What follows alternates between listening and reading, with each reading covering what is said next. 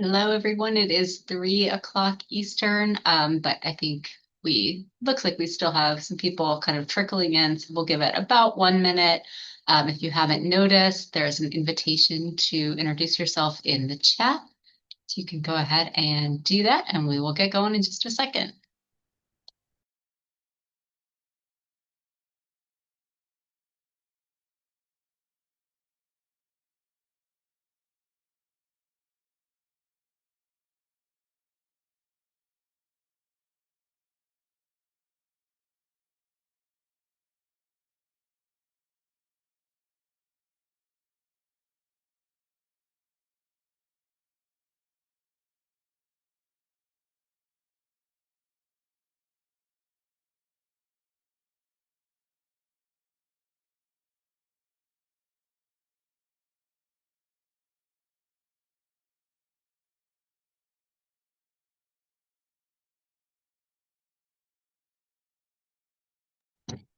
All right. Well, thank you so much for joining us for this session. My name is Anita Hall. I'll be the moderator for this one. I am glad to welcome Kevin Hebert from the University of Alabama, Birmingham, who will be presenting Transparent Tightropes, Balancing Employee Morale and Merit in an Open Expenditure Organization. Before we get started, let's go over a few logistical items. You may be sick of hearing these already. This session is being recorded, and captions are available during this session by clicking the button at the bottom of your Zoom window. For questions, we will hold questions to the end of the presentation, so please submit those through the Q&A feature.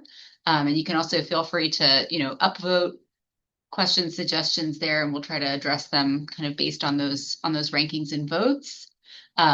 You can choose to submit questions anonymously. There will be about 10 or 15 minutes at the end of the presentation for those Q&As. Please use the chat for general comments or technical issues. We have Billy Cotterman here who will be monitoring the chat for any questions and comments. And Billy will also be adding some links into the chat. So one is for collaborative resource sharing. If you think of a related reading, podcast, video, or something else that's relevant to this session, please share it with us in columns Resources Zotero or just in the chat, and one of our volunteers will drop this information in there as well. I see it already. And then the final link for right now is the link to our conference code of conduct. And we have Erica here as a code of conduct representative if you need any support in that area. So now I am going to go ahead and turn things over to our presenter. Kevin, take it away.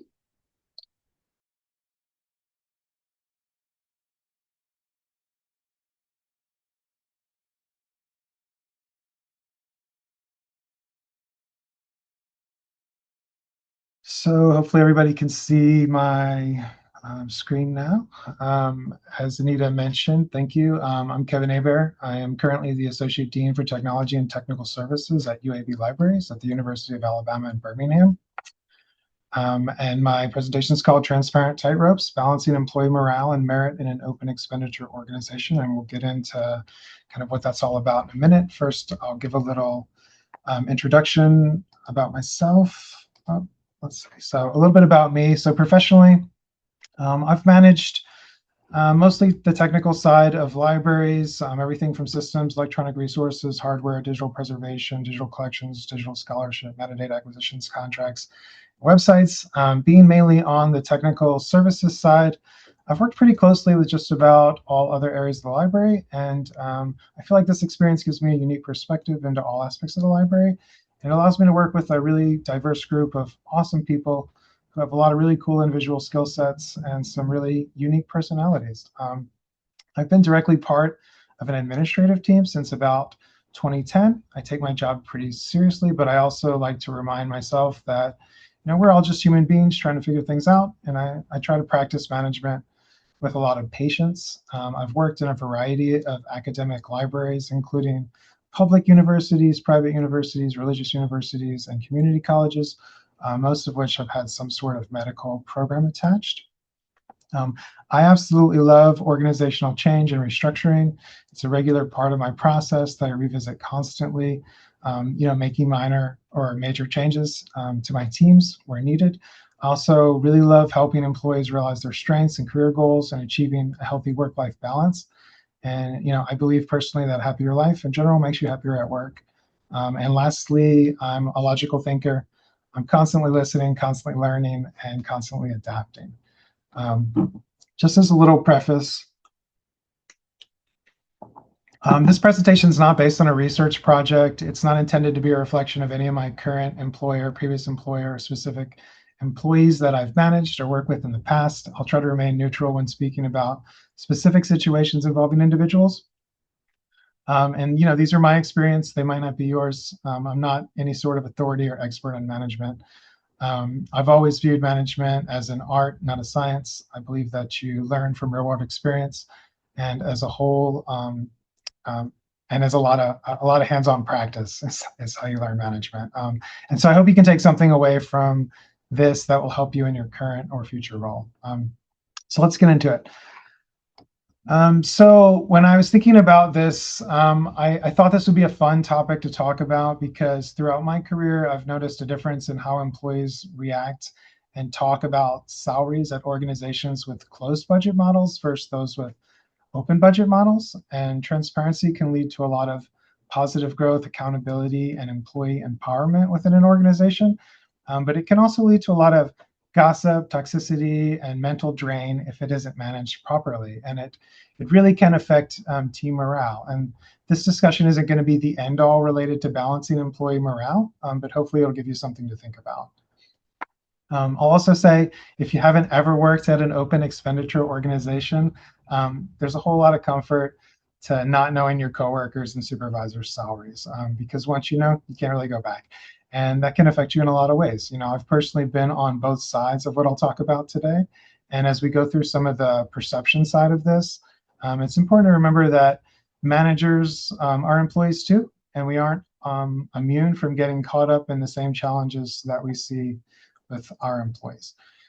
So how is a transparent, how transparent budget impacts merit increases in employee perceptions? So what is a transparent budget model as it relates to this presentation? So in this context, we're talking about when all employees and the public can see how much money is allocated for your initial salary, your raises, your bonuses, and your professional activities. And this level of transparency tends to reshape both how merit increases are distributed and how employees interpret them. The effects are obviously mixed, but I've seen some consistent patterns, and that's part of what I'll discuss in the session today. So what does it mean for managers and employees? In general, I think one of the largest issues is that people are just way too involved in other people's business. It tends to be our nature as human beings, and it's compounded by the fact that library professionals as a whole are usually quite inquisitive. In general, it also means that salaries at the high or low end of the range receive way more scrutiny than those in the middle, which also applies to merit assignments. Unfortunately, this can kind of lead to a lot of gossip and misinformation about a person on both a professional and a personal level without really knowing that person's journey to get to where they are today. And that's really not fair to anyone, and it's not productive in the workplace. So what are some ways that transparency affects the merit process? Transparency often forces merit allocations to have tighter alignment with actual performance because it lends itself to more scrutiny from outside observers. It often requires managers to develop clear justification and documentation throughout the review and allocation process. Transparency sometimes leads to high performers getting less than they should because managers are trying to avoid the appearance of favoritism. Transparency sometimes leads to performers getting more than they should, low performers getting more than they should because managers don't want to create conflict between themselves and the employee. Transparency can help prevent salary discrepancies for similar roles or performance. Transparency can also lead to more conservative or even distribution of available funds, trying not to make those outliers that I just mentioned. Transparency can lead to difficult conversations if an employee feels that their merit should have been higher, and they may confront you as a manager wanting answers. I've been a part of many confrontations and heard about many confrontations from employees. Things like got a higher rating last year than this year when I performed just as well, or employees threatening to resign if they don't get higher merit because they feel like they should. And so those are things that you kind of you kind of see in this transparent model.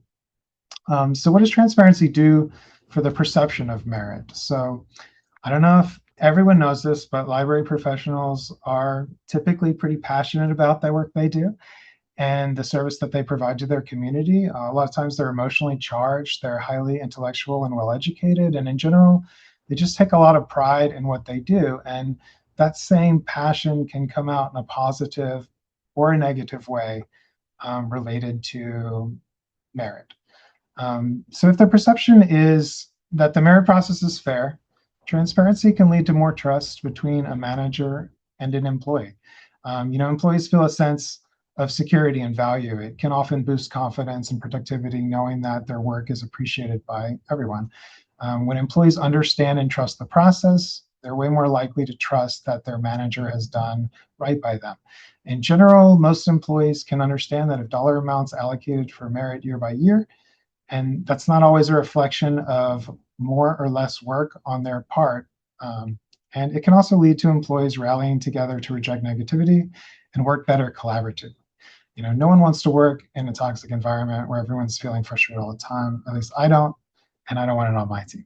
On the flip side, if the perception that the process is not fair, transparency can lead to a lot more distrust between an employee and a manager, or even between managers themselves.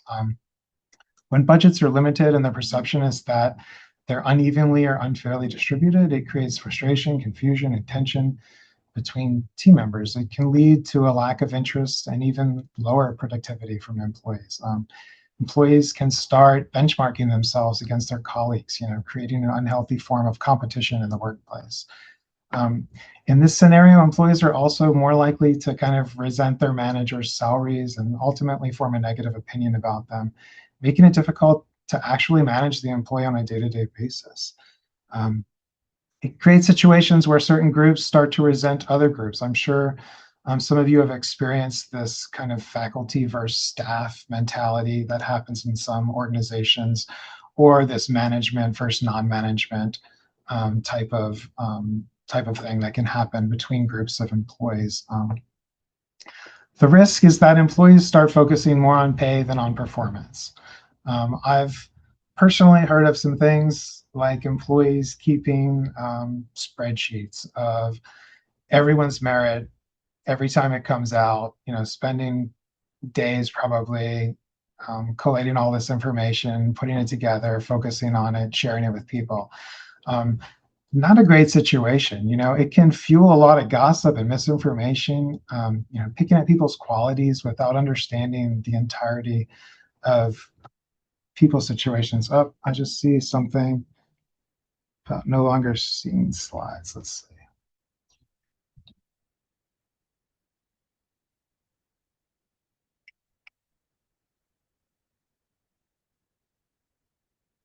Is that better?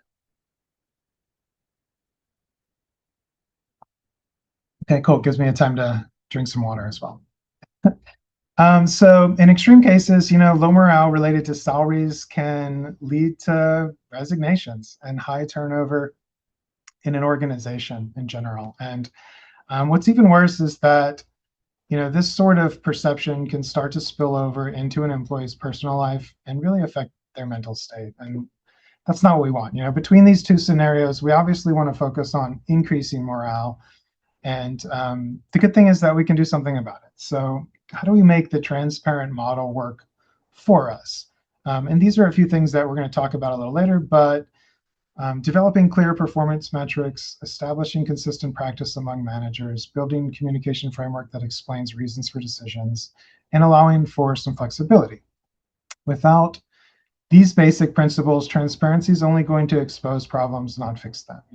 People aren't perfect, and sometimes we need to cut them some slack. It's not ever productive to write off an employee just because they don't trust the process and want to confront you about it.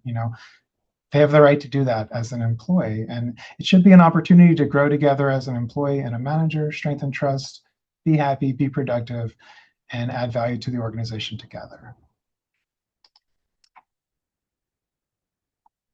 Okay, so designing a process around performance reviews and assigning merit. So what is a merit increase? Awarding employees with a permanent increase in salary based on performance and not other factors.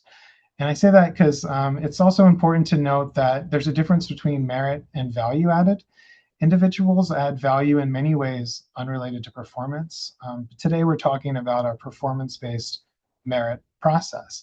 And these are some of the challenges that I've experienced, and I assume you're here today because you've also experienced your own challenges, or you're hoping to prepare yourself for when you do experience some challenges. There are probably many more challenges related to merit. These are some of the ones that I'll outline today. So challenges assigning merit that can lead to a breakdown in morale. One of the biggest ones is this lack of metrics or clear metrics in dollar amounts or percentage assignments as they relate to performance reviews. An example would be someone providing an annual review that has very little feedback combined with a very large merit assignment, or the opposite, a whole lot of great feedback but a very low merit assignment because people aren't following the same metrics. Another big challenge, I think, is managers assigning merit for the wrong reasons.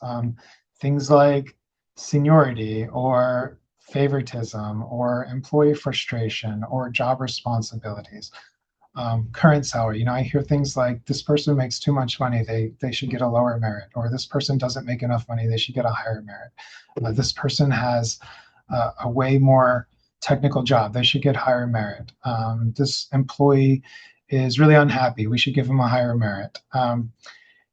Those aren't the reasons to give merit, right? Some of those things are part of a process for equity adjustment, and that's a totally different process. Merit should be based on performance as outlined by the program. So general apathy for the review process or unwillingness to follow the process is also something that I've seen as a challenge. A big one, not doing performance reviews at all. Missing or adding sections to a review, requesting materials from some people, but not all people. Ignoring timelines, creating this kind of unfair situation where some people are allowed to have more time to build up their evaluation that year. Applying the same percentage across the board is not typically a morale booster when the perception is that people receiving the same amount of merit for lower performance or higher performance, and addressing only what's on the document is also an issue. People don't seem to look at the entire year of evaluation. Sometimes employees don't always know how to talk about themselves. And so when a manager receives a document that doesn't have a lot of information and says, oh, I should just assign a lower merit, as opposed to kind of working with that employee to build that evaluation in a better way. And so another challenge is just kind of a lack of understanding of responsibilities or workload on the manager's part. Managers sometimes find it hard to admit that they don't always know everything. And a manager's prior experience doesn't always align with the areas of supervision that they're in, and that's okay. Managers should see this as an opportunity to learn from their employees and not be too hands-off in practice. I've heard things like, I don't know what this person does, but they never seem busy, so they shouldn't have any merit. It's a horrible thing to hear. People should absolutely spend some time learning about their employees if they don't know what they do. And then last, that I won't really talk about, but it's obvious, is no funding. And in this case, we're assuming that there is funding, but it's also a challenge. So what are the opportunities to kind of enhance the review and merit process? So as I mentioned, most important, make sure you do a review. Reviews are mutually beneficial for employees and supervisors. I can't tell you how many times I've started a job and I've had employees that kind of came on board to my team, and when I asked them about seeing their past reviews, they said my manager never did a review. I've also had managers that have not done reviews. It's super important to do reviews. If you have a manager who doesn't do reviews, you should do your own review and submit it anyway. And you should require any managers under you to do reviews. So the opportunities include the opportunity to create clear metrics and enhance the process. So things like creating a shared template for conducting performance evaluations makes it easier to understand action items and accomplishments. I tend to kind of standardize my review packets, asking people for things like bullet points instead of paragraphs. Certain things should always be attached, certain things should never be attached, always including things like goals.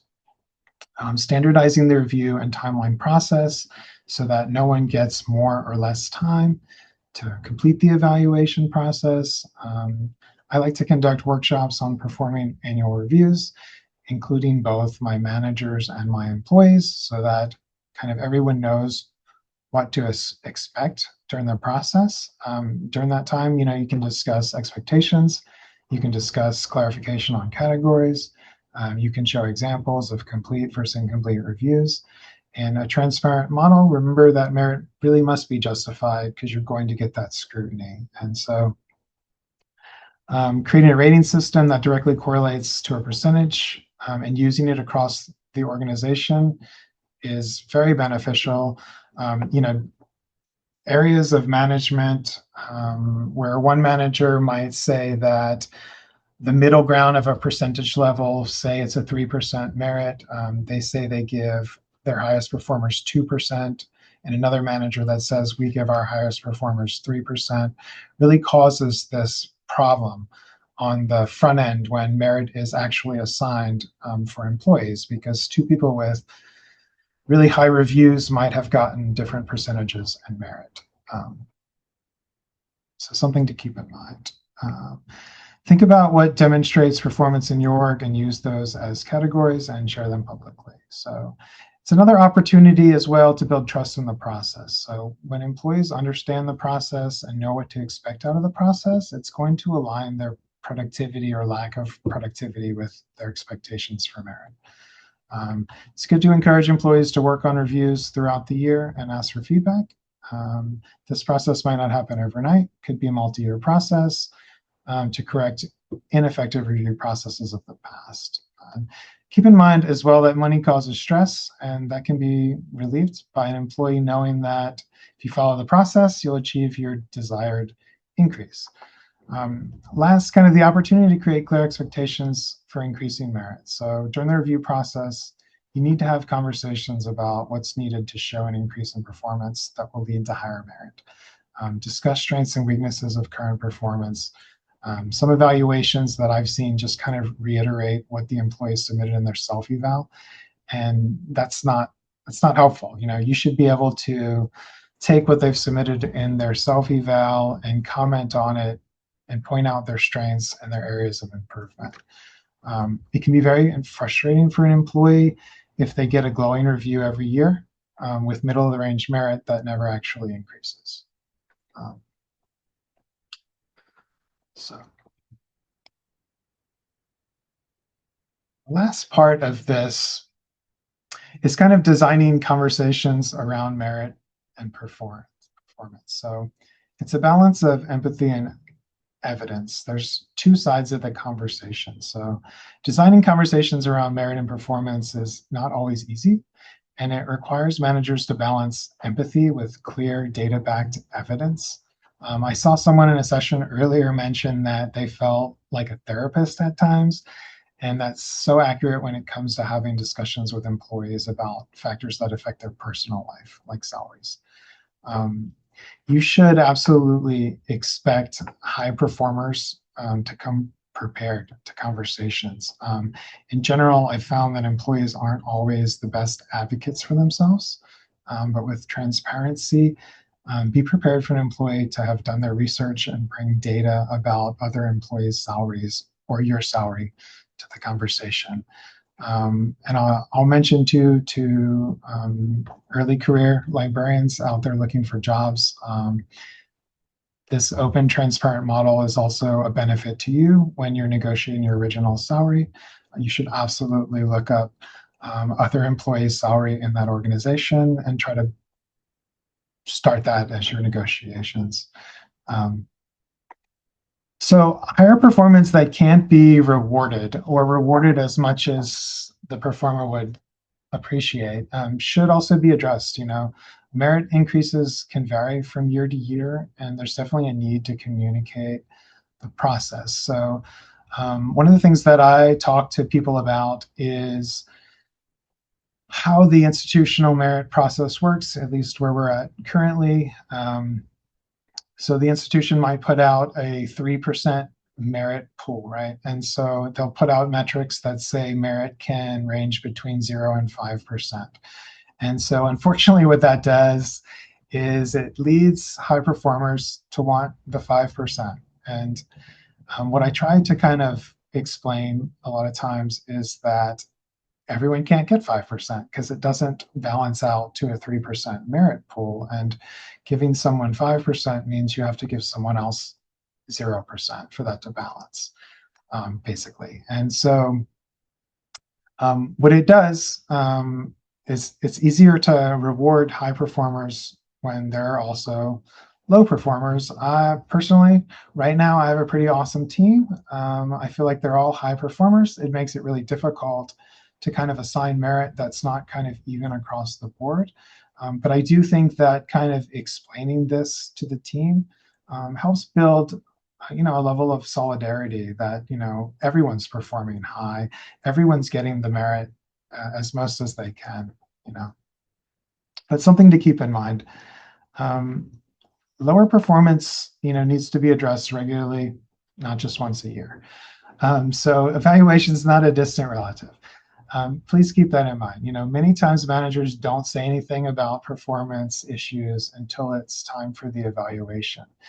And this can really lead to a lot of confusion and kind of a disconnect between day-to-day management and annual performance evaluations.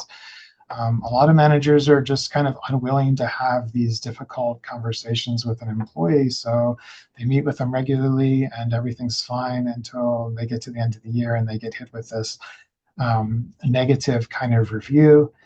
And it usually doesn't go well.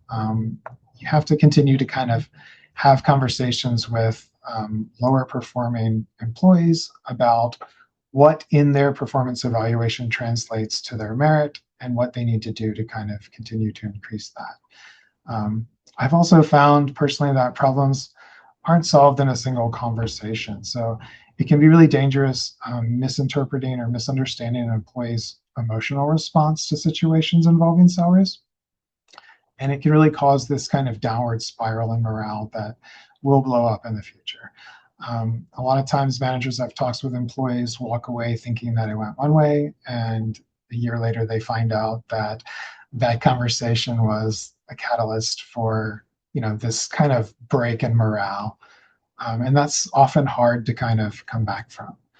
Um, Lastly, managers should practice patience before punitive measures. Nobody likes being threatened.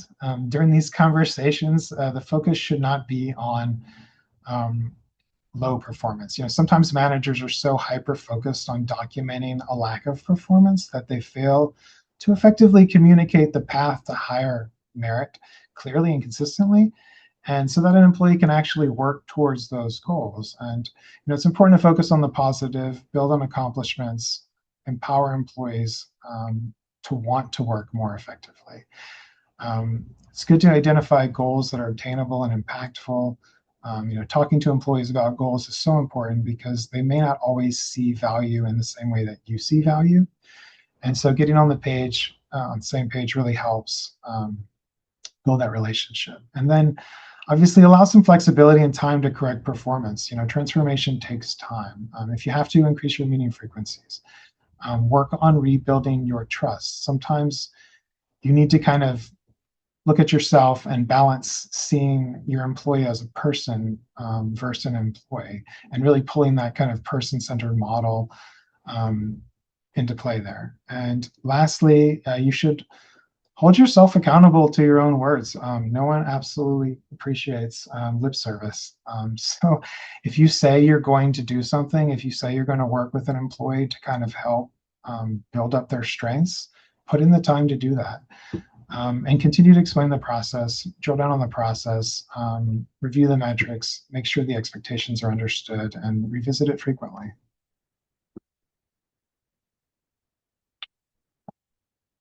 All right, so I wanted to kind of have this last slide on something positive. And so I wanted to talk a little bit about ideas for increasing morale when there's no funding for merit. So the ways that I kind of try to do that is number one, flexibility. So build trust with your employees by giving them more autonomy. You know, nobody likes to be micromanaged. If that's your style, you should rethink it. Help to improve this work-life balance with employees. You know, personally, I'll trade salary any day for flexibility in my work hours. You know, we all have lives. I don't think work should overshadow life. This isn't always possible, but it's always worth kind of exploring what is possible in times where morale may be low because of no merit. Um, Personal recognition is another one that I think is really a booster for merit. You know, this one has the potential to be a little more difficult because I know personally I'm usually more focused on doing my work than getting recognized for my work, and a lot of people are that way. But I also know that many people do appreciate recognition, and employees who appreciate praise and recognition will expect to get it when they work hard to accomplish priorities. And you should really make an effort to provide that for those individuals, both privately and publicly, if that's what they need to raise their own morale. Highlights and newsletters are ways to do that, awards at recognition events, just general confirmation of value added both publicly and privately. And lastly, kind of creating these growth opportunities. So I said earlier that I enjoy helping employees realize their career goals. I've done a ton of this. Part of my regular conversations with my employee is about what they're currently doing, their satisfaction levels, and ways to improve that. I've personally found that most people are willing to trade dollars for titles or responsibilities if they believe that it will help them get closer to their long-term career goals or increase their satisfaction levels, especially early career folks. So sometimes an increase in responsibility can translate to temporary or permanent dollars outside of the merit process.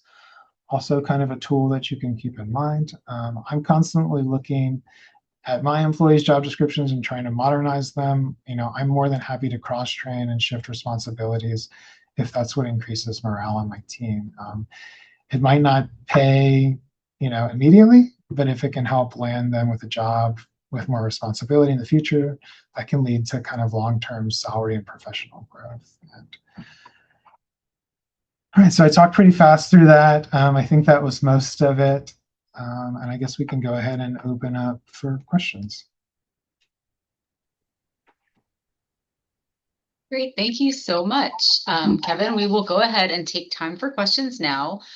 So we have a few in here, and I will start with the ones that have been upvoted, but we have plenty of time for more, so please feel free to continue suggesting them as they come in. So the first one here is, how can you be clear with employees about what they need to do in order to get a merit-based raise when the budget is unclear for the upcoming year? When you as a manager don't know what merit increase opportunities are available for your team members. Yeah, I mean that's definitely a difficult question, and so I've been involved in situations where we weren't sure what merit was going to be available, and I've been involved in situations where no merit was available.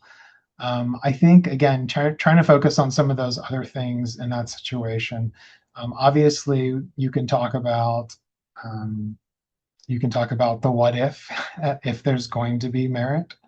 Obviously, you can't always predict if the merit will be there, but again, there are some ways, as I mentioned towards the end there, um, that could help that. You know, maybe I've had situations, you know, where I've had people put into interim positions where there was no dollars and they were they were willing to kind of take those positions based on the fact that the dollars might come at a later date.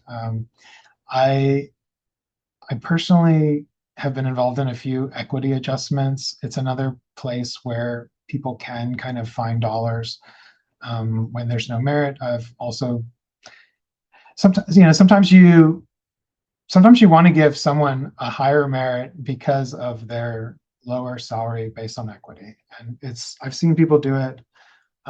Maybe I've done it once or twice, even though I said don't do it.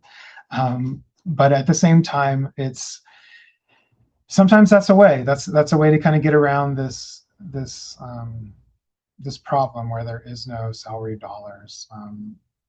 I think you just have to be honest with people as far as continue to do the work. Don't let it frustrate you that there is no merit coming, or in the chance that there is no merit coming. I don't really know how else you can be clearer than that, other than just being honest about it. Hopefully that somewhat answers your question. The next one is, how do you skillfully correct the track record of past manager merit raises or merit ratings that were not thoughtfully done? For example, giving just middle scores or not having the courage to assign honest scores. How do you try to correct that? Yeah, so it's another tricky one. So I've had these conversations with employees where I've looked at their past evaluations, and there's zero information on there, and they've had these super high merit scores. And I'm not saying that they're non-productive or high productive employees. It can be difficult the first time that you have a kind of a evaluation interview with someone that is actually focusing on their strengths and their weaknesses. Most people don't like you to focus on their weaknesses, and I'm sure I don't either. But I think just kind of, again, reiterating kind of what the process is, how you do the process, what the metrics are that you have put forward, and how you're going to kind of follow those and what that translates to as far as your assignment. I know I had someone a while back that, um, so the situation was that they had switched supervisors, and their previous supervisor had kind of just given just straight top scores across the board, no matter what the performance was. And they'd switched supervisors, and the new supervisor had given them not a top score and not the top merit. And I had to have a kind of a tough conversation about how some managers, view evaluations a little differently, and how some managers follow a process that is more metric based, that does have a rubric for assigning a score and attaching that to a percentage. And after talking to the employee for a while, I think it was kind of understood that all managers kind of evaluate differently. It's part of that reasoning why an organization should be more consistent. So you don't have to have those conversations, but it can definitely be kind of a shock or a challenge to an employee when they get a new manager that does things a little differently. Um, was there another part to that question? No, but there's a related one that I'll go ahead and ask. How can you get all departments to agree to an assessment rubric if they're all run by different people? Yeah, so it needs to come from the top down.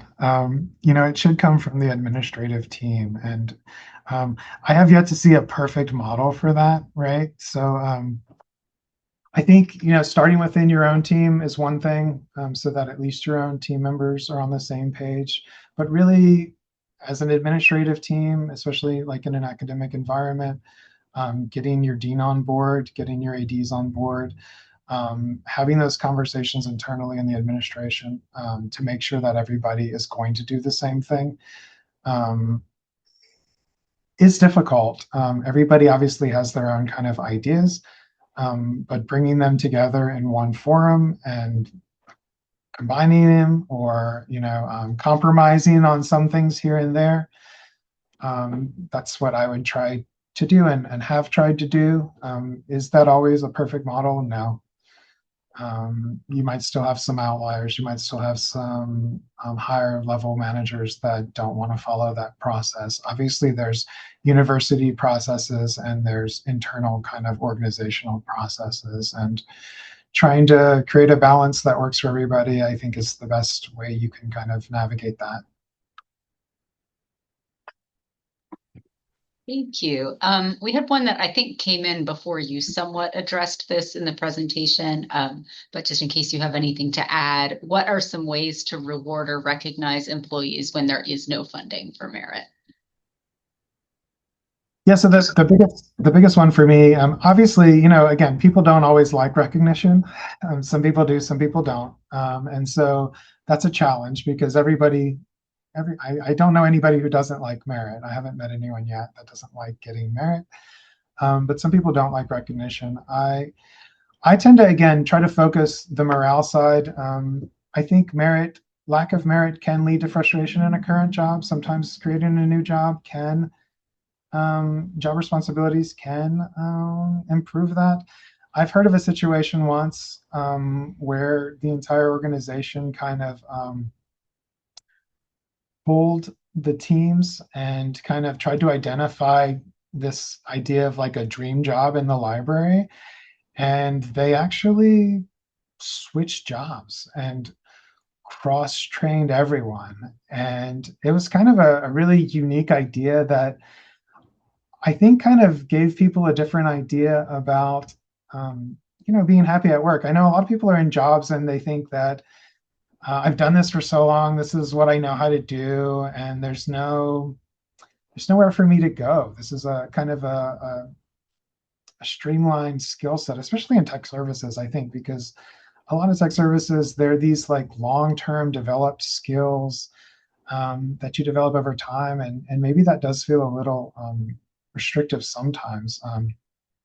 But that idea, I always think about it because it's a cool idea. I haven't done it yet, and I probably never will. But I thought it really allowed them to kind of create this new environment that started off from the beginning as everyone doing what they want to do. And so for me, yeah, personal recognition, creating different growth opportunities, those are the things that I try to focus on. If you can be more flexible with your hours and things like that, seems to be pretty popular in most places I've been. But obviously institutions have a lot of restrictions related to that.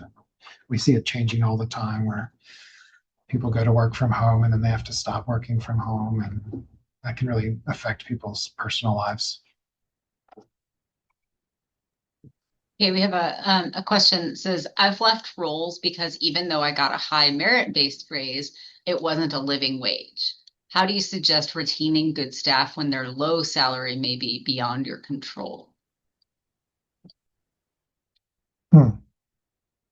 You might not like my answer, but it's gonna be. I would find another opportunity personally.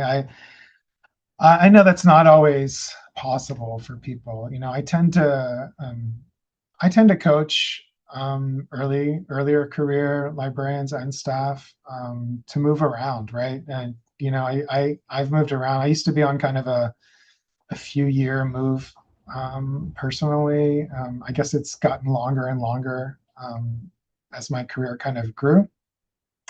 But when you have flexibility to move around the country, you should absolutely do it. There's lots of jobs out there. I watch the job boards kind of constantly, and there's a ton of jobs in the market right now. I see them popping up all the time, and I even look at them and I say, maybe that's an opportunity for me. I also share them with my team. I know some managers don't really like doing that, this idea that we want to just retain people forever. My mindset's always been that if there's a better opportunity and I think someone on my team can get it, I'm going to show it to them. I'm going to talk to them about it. I'm going to encourage them to do it. Sometimes that's an opportunity in-house, sometimes it's not. But that's another thing to think about. Sometimes um, to get a living wage, you have to kind of increase your responsibility. So maybe there's an internal position that has more responsibility that someone's not, particularly prepared for, and so maybe it's an opportunity to start working with that person and come up with a plan that maybe in a year's time or so, you'll be able to develop those skills that they would be, prepared for that position, and then try to kind of move them into that position. I can't type questions into the Q&A, so I'm going to exercise some moderator privilege and ask you a related question here. I'm at an institution that has a similar setup of being open expenditure, and having kind of inconsistent merit raises over the years. Have you taken any steps to try and address longer stretches of time when there was no equity in or no merit increase, and then things that are kind of across the board percentage increases can exacerbate those gaps, for people who just were unlucky to come in when there was no merit? Yeah. Yeah, and so yes, that's more what I would refer to as an equity adjustment, right? So like, yeah, there's been times like that. We had some times like that around COVID times. I've certainly been in roles before where there wasn't even the glimmer of hope that there's going to be merit, and so it's hard. It's a frustrating thing as an employee to kind of work in a situation where you don't ever think you're going to get merit. When there are gaps like that, um, I think that's time for an equity adjustment, especially because it does happen. You have employees that, yeah, they didn't get the merit for years, and then we start hiring new employees at these higher rates, and they come in with these higher salaries, and that just really works to hurt the morale even more because the employees that have been doing everything right for so long, um, they don't just get their salary adjusted, and so that's work that you have to do on your end. I've been involved in wide scale equity adjustments and individual equity adjustments.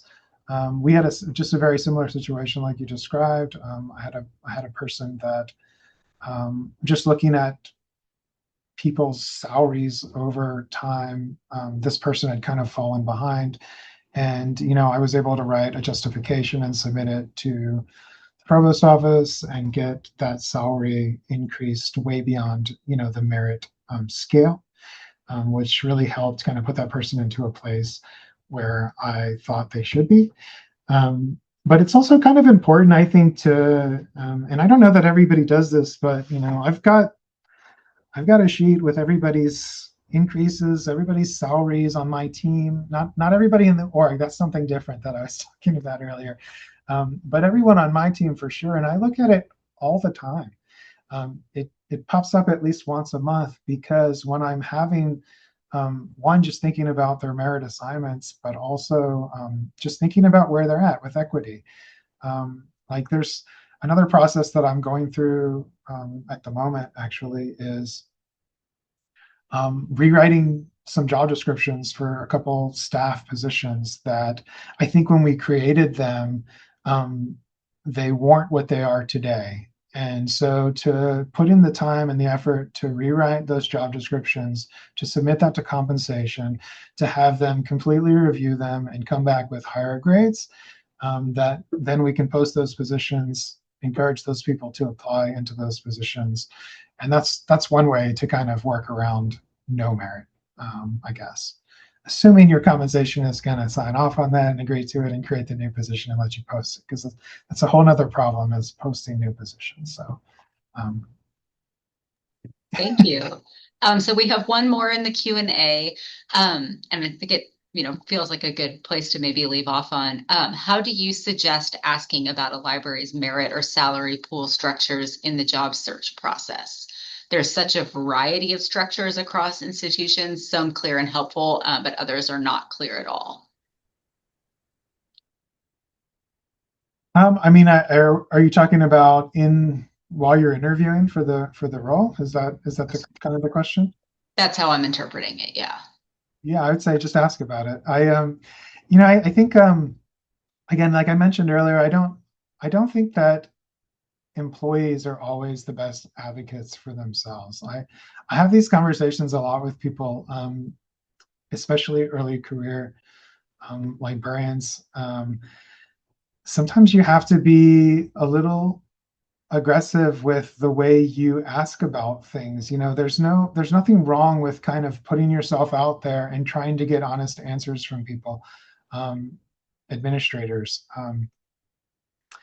If there's things that you want to know about during an interview process, you should absolutely ask and not have the kind of fear that it's going to affect, um, your ability to get that job. If it does, maybe it's not the job you want. I've always looked at interviews as me interviewing them. And that's how everyone should look at it, I think. You can look at it however you want, but that's how I often think about it. And if it doesn't feel right to you, you shouldn't take it. There's other jobs out there. Um, I, I, I don't know. You run the risk, I think, of getting an answer that you're not going to like. But sometimes that's okay. Sometimes that's what you want or need to hear to help you make your decision if that's the right job for you. And so, I mean, I guess that's how I would approach it. It's difficult because the answer you might get is, we haven't had equity. I mean, we haven't had merit raises here in 10 years. And so, is that enough to make you decide that you don't want to work with that organization, or is it not? And that'll just be something that you'll have to decide during your process. Great. Well, thank you again, Kevin, for answering those questions and for the great presentation. It was a pleasure to have you with us. Before we close out the session, I just want to point out the evaluation survey that is available for you to complete. I am certain that the presenter would very much appreciate your feedback. You can find a link to the evaluation in Sketch under, it's called Feedback Survey. It's directly above the session description. And there is also, I believe, a link in the chat. If not, there's directions for how to find it in the chat. Thank you all for attending. We hope you enjoyed the presentation, and we will see you in another session. Thanks, everyone. Thanks, everyone. Thanks, Anita. Appreciate it.